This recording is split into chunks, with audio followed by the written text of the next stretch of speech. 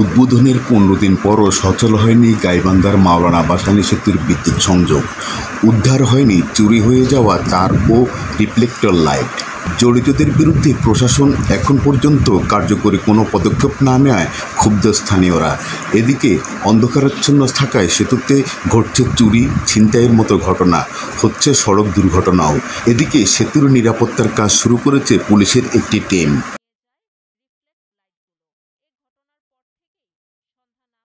গাইবান্ধা ও কুড়িগ্রাম জেলার মানুষের বহু প্রতীক্ষার অবসান ঘটিয়ে গাইবান্ধার সুন্দরগঞ্জে তিস্তা নদীর উপরে মাওলানা ভাসানী সেতুর উদ্বোধন হয়। গত 20 আগস্ট স্থানীয় সরকারের উপদেষ্টা আসিফ মাহমুদ সজীব ভূঁইয়া 925 কোটি টাকা ব্যয়ে নির্মিত সেতুর উদ্বোধন করেন। কিন্তু উদ্বোধনের পরে সেতুর প্রায় 310 মিটার বৈদ্যুতিক কেবল চুরি হয়ে যায়, খুলে নিয়ে যায় রিফ্লেক্ট লাইটগুলো।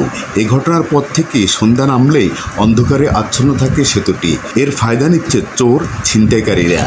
সড়কের নিরাপত্তায় প্রয়োজনীয় ব্যবস্থা নেওয়ার দাবি স্থানীয়দের। উদ্বোধনের প্রায় 13 দিন হতে চলছে, এখন পর্যন্ত কোনো ল্যাম্পপোস্টের তার লাগানো হয়নি। যদি লাইটটা থাকতো কোনো নিরাপদ, সুন্দর এবং সব কিছুই আর কি সুন্দর মতন স্পষ্ট দেখা যায়। দাবি আমাদের যে লাইটটি দ্রুত গতি হলে ভালো দেখা যাবে, সৌন্দর্য মানুষ চলবে, রাত 2টা 3টা 5টা যখন মন চাইবে তখন যাবে আসবে, তাহলে দুর্ঘটনা ঘটবে না। এদিকে রংপুর থেকে আসা RRF এর 15 সদস্য বিশিষ্ট পুলিশের একটি টিম কাজ করছে সেতুর নিরাপত্তায়। ক্রমিক ব্রিজের নিরাপত্তা সহ আশপাশের নিরাপত্তার জন্য তারা এখানে ডিউটি করবেন।